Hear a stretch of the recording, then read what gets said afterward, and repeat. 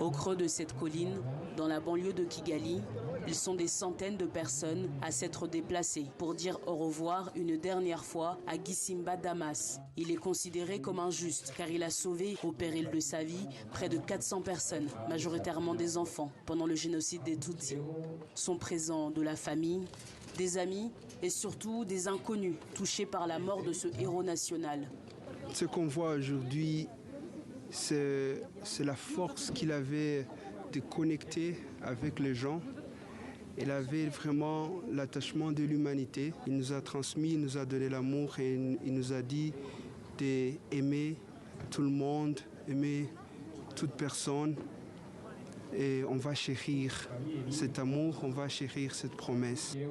Mort à l'âge de 61 ans des suites d'une longue maladie, les souvenirs de la bravoure de Gisimba sont encore vifs dans l'esprit des rescapés comme Isaac.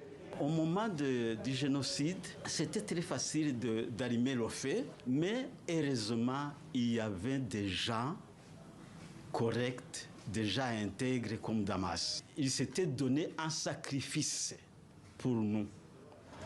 Si Gisimba a réussi à sauver autant de personnes, c'est parce qu'il les a cachés dans cet ancien orphelinat dont il était le propriétaire. Cette porte ne s'ouvrait pas pendant la journée. Il était bloqué toute la journée. Isaac a passé 98 jours avec 5 autres personnes dans cette salle de tout juste 6 mètres carrés. Au moins une fois les 2 jours, Damas venait nous rendre visite. Il nous donnait l'information, il nous consolait, il nous disait de ne pas avoir peur, de ne pas s'inquiéter, que tout va bien se passer. Aujourd'hui, 29 ans après cette tragédie qui a fait plus de 800 000 morts, majoritairement au sein de la minorité Tutsi, l'orphelinat de Gisimba est devenu un mémorial et un lieu de soutien scolaire pour les enfants démunis.